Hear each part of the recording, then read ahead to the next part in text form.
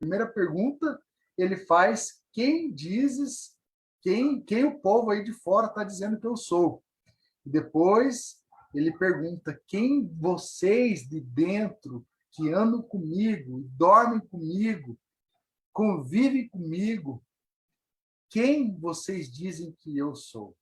Então, é um texto muito rico, Mateus 16, né? Já podem ir abrindo a Bíblia de vocês em Mateus 16, a partir do versículo 13. E nós temos que levar em consideração que quem está de fora não nos conhece.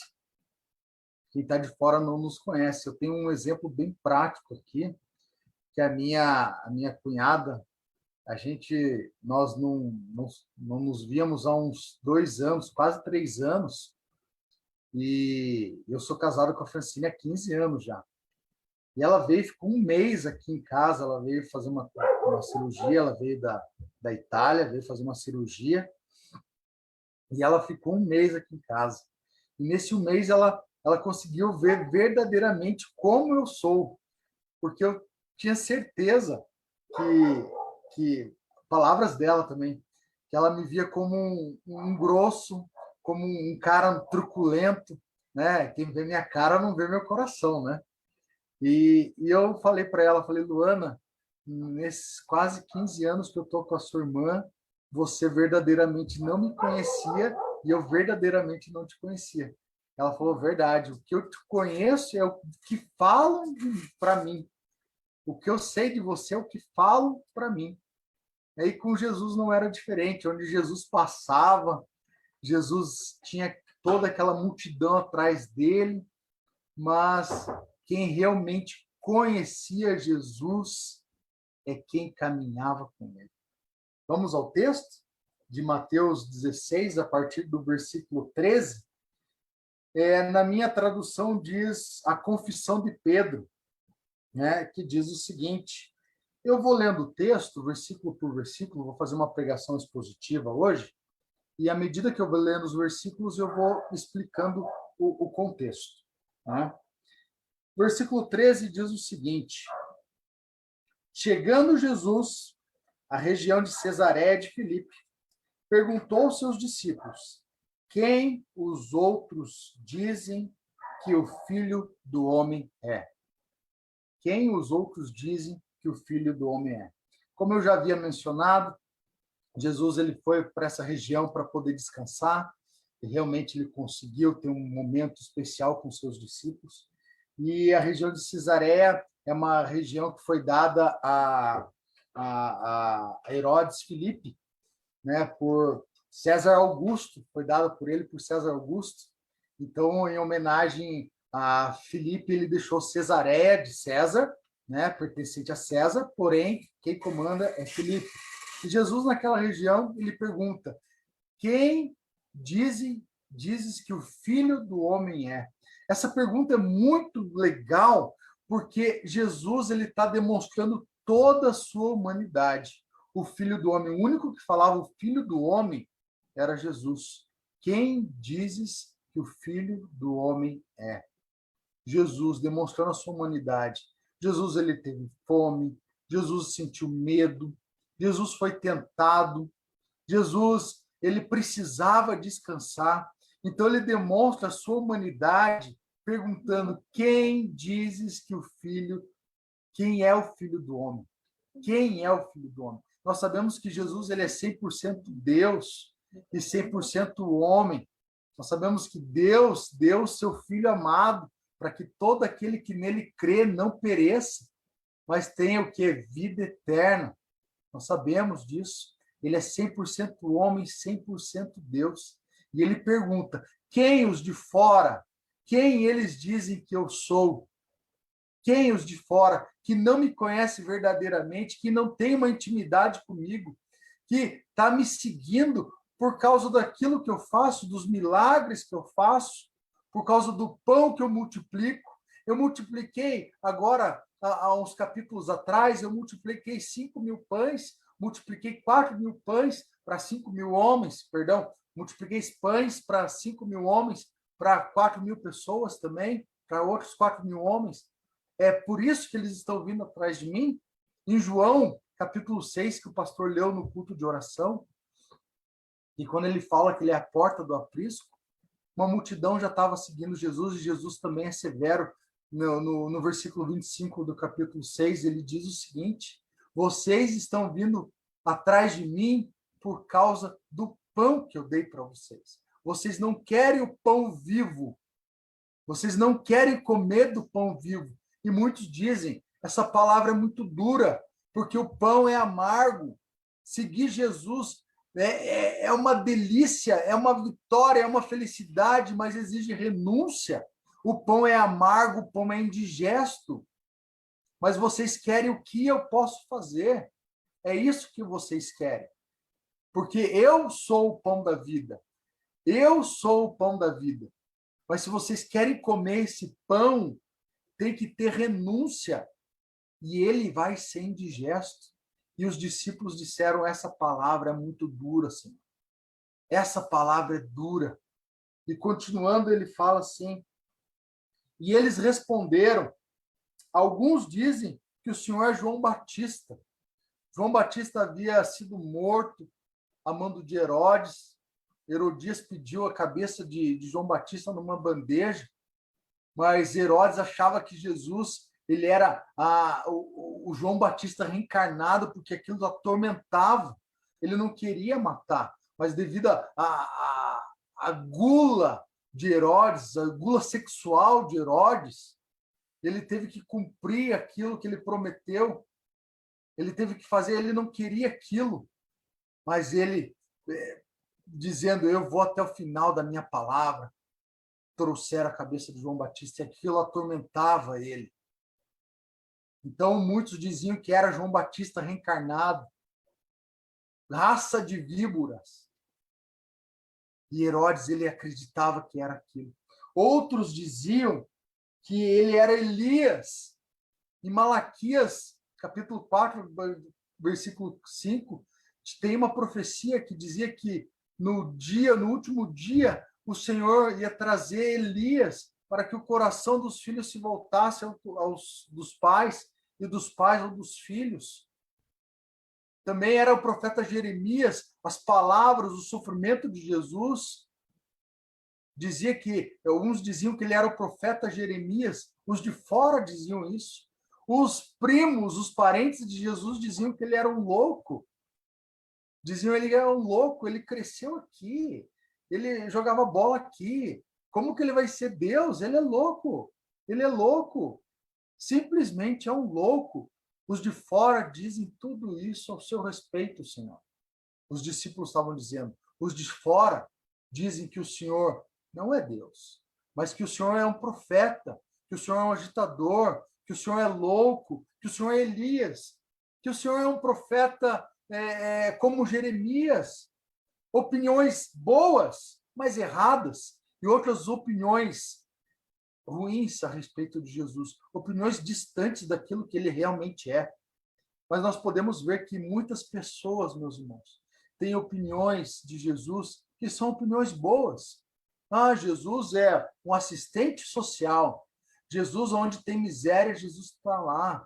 Onde tem pecado, Jesus está lá. Mas ele não é o Salvador. Jesus é um cara legal. Ele tem uma ideologia legal. Jesus, ele tem uma moral legal. Mas não o Salvador. Né? Vamos para outras religiões. Jesus é simplesmente mais um cara legal. Assim como Buda foi um cara legal. Assim como Maomé também foi um cara legal. Mas não o Salvador. Então, existem várias opiniões sobre Jesus boas, muito boas, mas opiniões erradas sobre Jesus. E hoje nós podemos, irmãos, ter a certeza da opinião correta de Jesus e seguir o que é correto. Basta nós crermos que Ele é o nosso Salvador, que Ele é o nosso Deus, que Ele morreu por mim e por você. Crer é a mistura de ter fé e agir. Hoje foi debatido na nossa EBD, eu gosto sempre de mencionar a EBD, porque é um momento que a gente aprende muito na EBD, Tem uma música que a Rosa cantou, a Nívia cantaram hoje de manhã. Solta o cabo, nada não. Toma os remos nas mãos e navega com fé em Jesus. E realmente é aquilo que a gente debateu. Solta o cabo, o lugar ali, sai do porto, vai em alto mar, toma os remos nas mãos e navega com fé em Jesus. Toma os remos e navega com fé em Jesus. É esse o convite que Jesus está fazendo. Você crê em mim, você tem fé em mim, mas você precisa agir, porque esse pão, ele exige renúncia. E esse pão, pense no o pão, não era nem colocado sal, porque sal era um negócio muito caro. A palavra salário veio de pão, né? Sal veio da palavra salário. Perdão, a palavra salário veio de sal, porque era um negócio caro, pagavam os soldados em sal. Então o pão não tinha nem sal, era um pão, naquela época era um pão sem gosto, era um pão que era indigesto. E Jesus está falando, vai ser indigesto, vai ser amargo, mas vai ter uma recompensa, que é vida eterna. E no versículo 16, diz o seguinte: Simão Pedro respondeu, tu és o Cristo, o Filho do Deus vivo. Eu me identifico muito com Pedro, eu acho que ele levantou, ele quis falar antes que todo mundo, falou, Senhor, tu és o Cristo, o Filho do Deus vivo. Nunca isso pelos discípulos havia sido dito. Nem mesmo quando Jesus estava andando sobre as águas. Eles falaram assim, só pode ser o Filho de Deus. Ou em algumas outras traduções, só pode ser um Filho de Deus. Os discípulos vendo Jesus andando sobre as águas.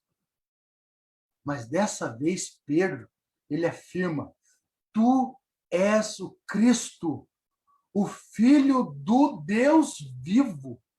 Tu és o Cristo, o Filho do Deus vivo. Jesus, ele perguntou no versículo 15, né? Quem dizes que eu sou? E Pedro responde, tu és o Cristo.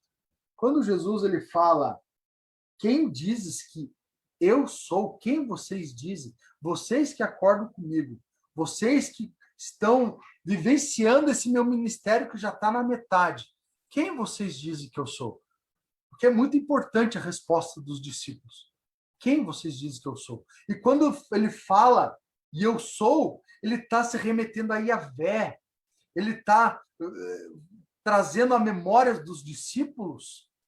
Ele está trazendo Moisés, quando ele está diante da sarça ardente. E Moisés, ele fala assim, tá, eu vou, o senhor quer que eu vá até Faraó. O senhor quer que eu vá até o Egito. Mas no Egito tem muitos deuses. Eles vão perguntar, Faraó vai falar, que Deus te mandou? Que Deus mandou você vir falar, tire meu povo daqui, deixe meu povo ir? Que Deus? E a sarça ardente, que é Deus, que é Yahvé, e muitos tradutores bíblicos, historiadores dizem que a tradução do eu sou diz, diga simplesmente, eu sou o que sou te enviou. Eu sou o que sou te enviou. Porque o povo estava achando que Jesus era um profeta, um agitador, a encarnação de João Batista. Mas quando ele multiplica os pães, os 5.000 pães, Jesus já sabia o que estava no coração deles, e eles pensaram assim, vamos fazer este homem rei. Vamos fazer esse homem rei dos judeus, rei pela espada, porque eles estavam sofrendo, sendo oprimidos por Roma. Eles queriam um rei que decepasse a orelha do povo. É isso que eles queriam. Eles queriam um rei que empunhasse a espada e vamos à luta, vamos em frente pela libertação. Mas Jesus já sabia do intento do coração deles. E eles queriam... E a pergunta não era essa. A pergunta... Eu tenho uma comparação muito legal, que não tem como eu ficar longe dela. Lembra de Aladim? Aladim é o rapaz que esfrega a lâmpada lá, né? E da lâmpada sai o quê? Sai um gênio. E o gênio fala assim: você tem 3 pedidos. Eu vou realizar 3 pedidos seus. A pessoa que vai pedir 3 coisas para a vida dela inteira, ela vai estar perdida. Vai estar perdida. E é o que eles queriam fazer. Vamos impor isso para Deus. Vamos deixar ele como o nosso rei. Mas a pergunta não é essa. É a pergunta: Jesus, o que o Senhor quer que eu faça? É isso que a gente tem que perguntar. Quando a gente achar a lâmpada mágica e a gente for esfregar aquela lâmpada, vamos inverter. Falar: gênio, o que eu devo pedir? Porque ele é gênio, ele sabe tudo, né? É só uma comparação. E é isso que a gente tem que fazer com Jesus. Jesus, o que eu tenho que pedir? Não eu, a minha natureza humana. Não é isso o que eu quero. Eu quero o que o Senhor me diga. O que o Senhor me diga. E Jesus, ele diz para Pedro no versículo 17. Diz o seguinte: feliz é você, Simão, filho de Jonas, ou Simão Bar Jonas. Você é muito feliz, Simão, filho de outro homem, filho de Jonas. Simão, homem, você é muito feliz. Porque isto não lhe foi revelado por carne ou sangue, mas por meu Pai que estás no céu. Não fique feliz, Pedro, filho de Jonas. Pedro, homem, carne. Não fique feliz porque você foi esperto, porque isso não vem de você. Isso foi revelado pelo meu Pai. Eu sou o Cristo, o Messias, o Filho do Deus vivo. Mas não foi pela sua humanidade que essa resposta veio até a sua boca. Foi porque o meu Pai te revelou. Foi porque o meu Pai que estás no céu mostrou isso para você. Algo jamais dito na humanidade, que foi um divisor de águas da igreja de Jesus Cristo. Ali foi um divisor de águas da igreja de Jesus Cristo. Essa afirmação que Pedro falou foi um divisor de água na minha vida e na sua vida. Tu és o Cristo, o Filho do Deus vivo, mas não é pela minha carne que eu sei disso, não é pela minha humanidade que eu sei disso, mas é porque o Espírito Santo nos revela, é porque o Espírito Santo nos convence, é o Espírito Santo que vai me convencer do pecado, que vai convencer você do pecado. É o Espírito Santo que vai falar ao meu e ao seu coração. Ele é o Cristo, o Filho do Deus vivo. Ele é o caminho, a verdade e a vida. Eu sou o pão da vida. Eu sou a porta do aprisco. Eu sou o bom pastor. Eu sou. Eu sou. É o Espírito Santo que nos revela, eu sou. Por isso que a gente tem que tirar essa nossa carnalidade. Porque às vezes nós, como entendedores da palavra, sabedores de que Cristo, é o Filho do Deus vivo, nós ficamos no nosso mundinho. E hoje foi perguntado qual a estratégia que Deus está usando para cada um de nós. Para a nossa igreja, para a igreja de Cristo. Se perguntem, meus irmãos, qual a estratégia que Deus está usando na sua vida? Qual é a estratégia? Porque nós vimos que o Jesus ele tinha encontros com muitas pessoas e foi perguntado, mas esse aqui, ele morava lá embaixo, ele era lá da Alexandria. Como que o evangelho chegou até ele? Estratégia de Deus na vida da sua igreja. A igreja de Cristo, no Velho Testamento, era a igreja de Deus. Naquele momento, ela começou a ser a igreja de Jesus Cristo. A igreja de Jesus Cristo. A igreja do Cristo, o Filho do Deus vivo. E ele continua respondendo o seguinte. Versículo 18. E eu lhe digo que você é Pedro. Pedro significa fragmento de rocha. E sobre esta pedra edificarei a minha igreja. É um texto muito debatido. Mas sobre essa confissão de Pedro, sobre essa confissão, não sobre o Pedro homem, sobre o Pedro carnal, filho de Jonas, Bar Jonas, não. Mas sobre essa confissão que você falou, Pedro, sobre esta confissão edificarei a minha igreja. Sobre o que você falou, o que o meu Pai te revelou, edificarei a minha igreja. Quem dizes que eu sou? Tu és o Cristo. O ser humano, ele aprende por comparação. Ele aprende por comparação. Como que eu vou ensinar uma pessoa que nunca viu um carro o que é um carro? Eu vou desenhar um carro. Ou vou explicar assim, eu pego uma caixa e coloco rodas nas laterais. Dentro dessa caixa existe um motor mecânico a combustão que ele faz as engrenagens girar e a roda. É por comparação. Mas como que eu vou definir Deus? Como que eu vou definir Deus para alguém que não conhece Deus? Por relacionamento. Nós precisamos nos relacionar com esse Deus vivo, com esse Deus que é o bom pastor, com esse Deus que é o eu sou. Só em João ele fala 7 vezes eu sou. 7 vezes eu sou. O número da perfeição, remetendo à história de Moisés. Em Levítico, e ele fala para Moisés, só para confirmar a profecia, que ele vai mandar um profeta semelhante a este, aquele que vocês têm que ouvir. Como? Nos relacionando.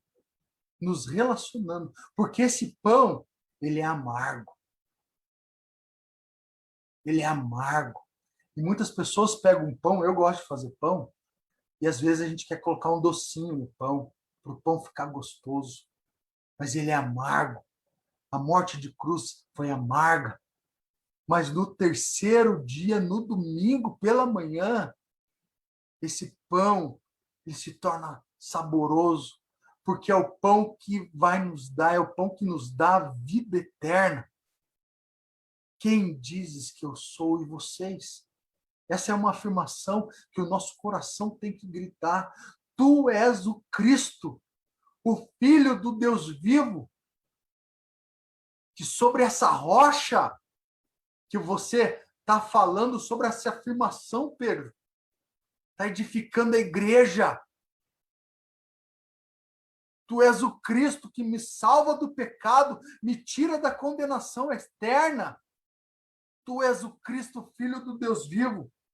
E no versículo 19, continuando, perdão, no 18, e eu lhe digo que você é Pedro, e sobre esta pedra edificarei a minha igreja, e as portas do inferno não prevalecerão, e as portas da morte não vão prevalecer sobre a igreja. Nós não vamos viver em condenação eterna. A porta do Hades, muita ideia errada sobre o texto é formada. Muitos pensam que o diabo vai vir com o seu exército e vai bater nas portas da igreja, vai afrontar. O diabo não está nem no inferno. ele é o príncipe desse mundo, ele vai para o inferno, ele vai sofrer condenação junto com as almas que não vão aceitar Cristo. Não vão aceitar Cristo. Jesus está dizendo, e as portas do inferno não prevalecerão sobre a minha igreja. Você não será condenado, igreja de Jesus, espalhada sobre a terra, sobre a humanidade. Você vai ter vida eterna. É algo muito sério, meus irmãos. Se você que está nos assistindo pelo Facebook, pelo Zoom, e ainda não tomou decisão sobre Cristo, de aceitar Jesus sobre sua vida, que Ele é o Senhor da sua vida, a hora é agora, não perca tempo, pelo amor de Deus. Ele está afirmando que a porta do inferno não vai prevalecer sobre sua igreja.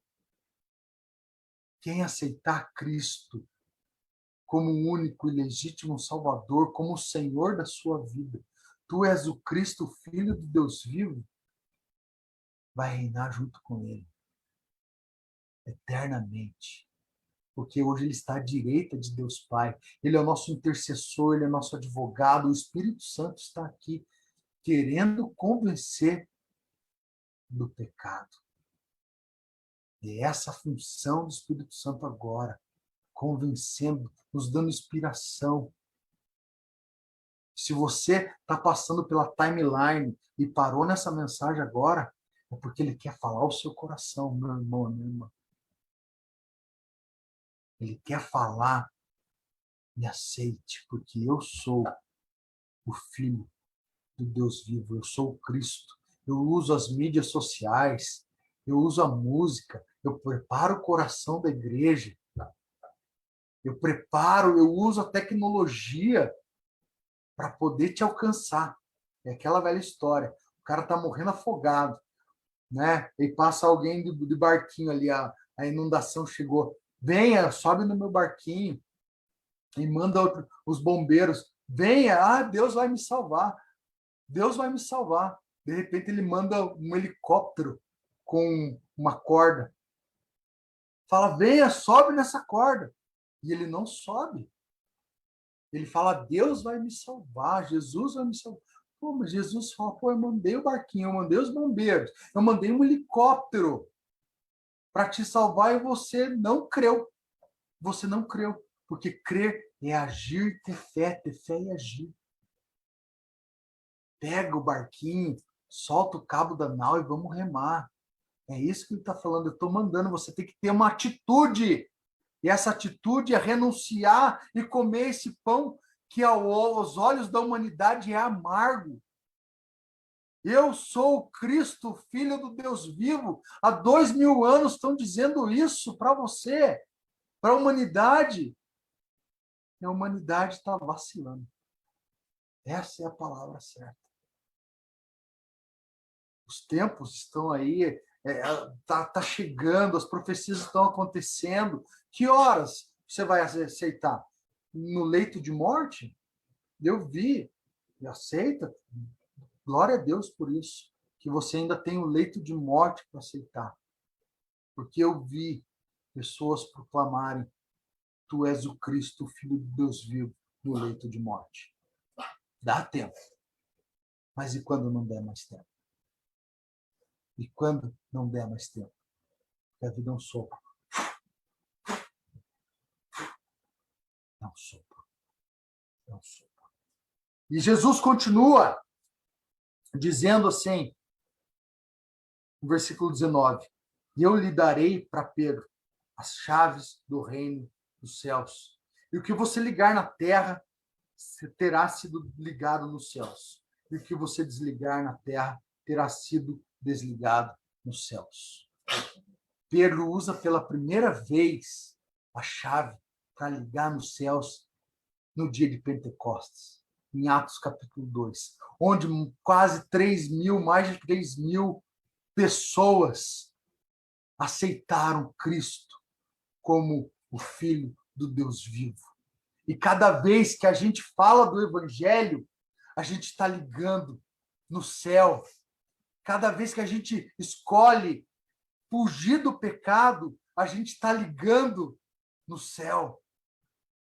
A gente está fazendo uma ponte de ligação que nos liga à eternidade. É isso que ele está dizendo. É isso que ele está dizendo.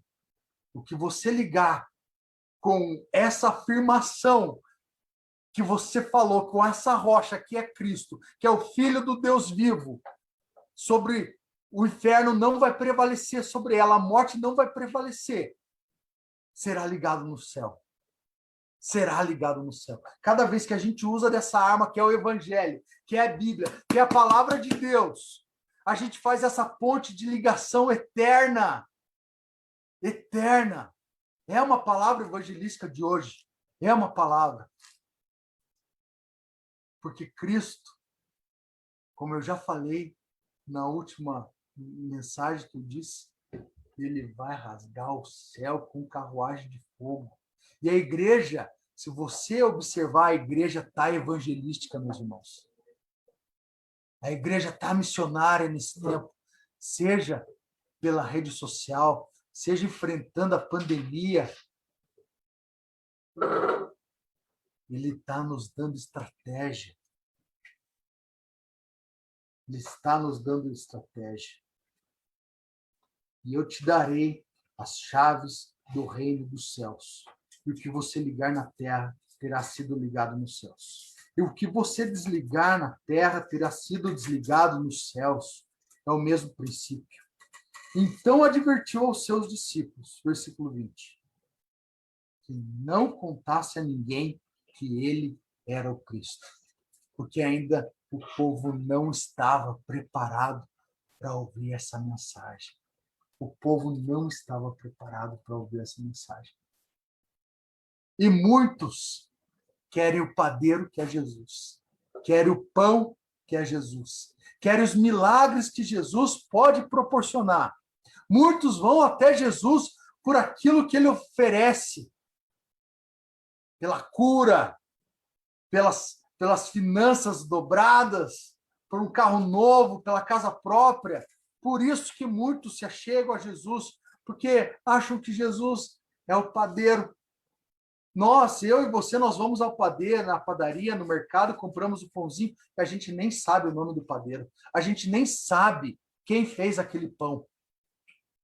A gente só quer comer aquele pão, porque aquele pão vai saciar a nossa fome física. Mas Jesus, ele oferece o pão vivo. Ele próprio se oferece na cruz, por mim e por você. E concluindo, irmãos, muitos chegam a Jesus não pelo que ele verdadeiramente é, mas pelo que ele oferece. E nós, como igreja de Cristo, como corpo vivo de Cristo, nós queremos alcançar o máximo de pessoas que a gente puder alcançar. Seja no meu trabalho, seja na minha rua, seja pelo Facebook. Você que está me ouvindo agora, olhe bem nos meus olhos. Eu aprendi com a Níbia. Olhe para a câmera, Cadu. Olhe para a câmera, estou olhando. Você que está me vendo agora, se você é o meu irmão de sangue, o meu primo, os meus primos, os meus amigos, que eu visitei ontem, porque era necessário fazer uma visita. Jesus está te chamando. Jesus está voltando. Se você simplesmente está passando, rolando o dedo no celular, Jesus tem uma mensagem especial para você. É a mensagem salvadora da cruz, porque ele está voltando. Ele está voltando. Aquela pergunta, aquela resposta de Pedro foi um divisor de águas na minha e na sua vida. Tu és o Cristo, o Filho do Deus vivo. E sobre a afirmação que Pedro deu, edificada é a igreja do Senhor. Essa afirmação. Você crê nisso? Se você quer aceitar Jesus agora, se você pode, dobre os seus joelhos e aceite Jesus. Deixe o Espírito Santo falar no seu coração. E muitos não querem saber de igreja, não querem saber de Jesus. Sou novo demais, a velha frase. Não conquistei tudo que eu quero ainda, mas um dia pode ser tarde demais. Muitos querem Jesus, mas não o Jesus Salvador, aquilo que ele oferece. E poucos querem a igreja de Cristo. Vamos orar? Baixe sua cabeça. Querido Deus, diante da sua presença e da sua misericórdia, Deus, eu coloco, Senhor, quem ouviu essa mensagem e ainda não aceitou a sua soberania sobre sua vida. Não reconhece o sacrifício que o Senhor fez naquela cruz. Hoje vive como se Deus não existisse, como se Jesus não existisse. Hoje vive pela carnalidade, Deus. Hoje vive pela carnalidade. É com você mesmo que o Espírito Santo está falando. O Espírito Santo está te incomodando. O Espírito Santo está aí agora, querendo te convencer de tudo aquilo que você viveu. Assim como Jesus falou para Nicodemos, é necessário nascer de novo, é necessário uma vida nova, é necessário arrependimento. Arrependimento. E se você quer ter um encontro verdadeiro com Jesus, não perca essa oportunidade. A hora é agora. Não perca essa oportunidade. Eu falo com você, meu irmão, meu primo. Eu falo com você, meu amigo que me conhece. Eu falo com você, espectador do Facebook, que vai assistir no Facebook mais tarde, no YouTube. Eu estou falando com você, o Espírito Santo está falando com você. Agora é a hora. Não deixe para mais tarde. Porque você esteve entre a vida e a morte. Você sabe disso. Porque você quer viver os prazeres dessa vida e esquece que Jesus existe. Aceita Cristo. Agora. Não é uma palavra para te condenar, não é condenação, mas é a verdade. Não deixe para mais tarde. Em nome de Jesus. Em nome de Jesus, não deixe para mais tarde. Porque pode ser tarde. Diga, tu és o Cristo, o Filho do Deus vivo. E ele vai mudar a sua história. Em nome de Jesus. Amém. Amém. Amém e amém. Em nome de Jesus.